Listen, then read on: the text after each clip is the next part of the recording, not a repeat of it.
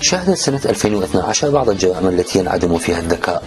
بعض المحاولات في عالم الجريمة المنظمة لم تكلل بالنجاح، حيث ألقي القبض على المجرمين في مساحة الجريمة. هنا نحن إزاء مجرمين استحقوا بدون أدنى شك لقب المجرمين الأكثر غباء في سنة 2012.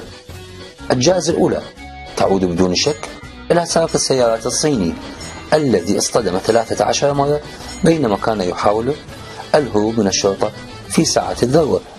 وطبعا وبدون أدنى شك ساعة الذروة ليست الوقت المناسب للشروع في سرقة سيارة.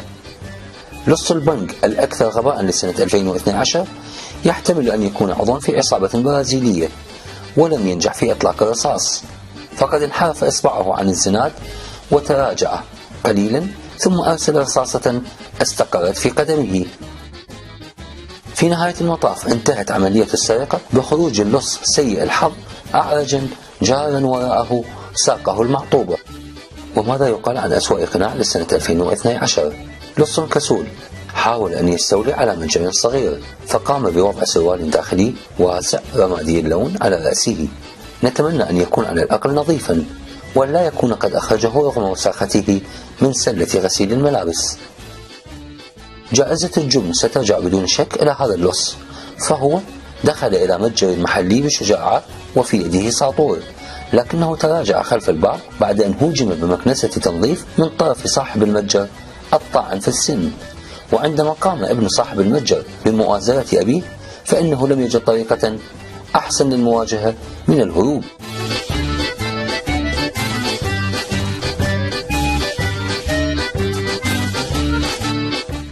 أن تكون شرطيا فذلك ليس سهلا. نحن نمنح هذين الشرطيين جائزة الشجاعة لسنة 2012. في الصين هذا الضابط تم نقله فوق الواجهة الأمامية للسيارة لما يقارب 200 متر بعد إيقاف سائق سيارة كانت سيارته لا تحمل لوحة تسجيل خاصة بها.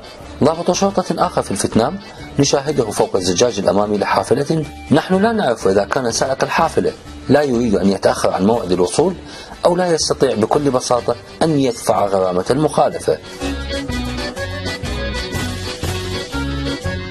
نأمل أن يبقى هؤلاء المجرمون أغبياء دائما ولا ترقى أفكارهم إلى مستوى الجريمة المنظمة لسنة 2013.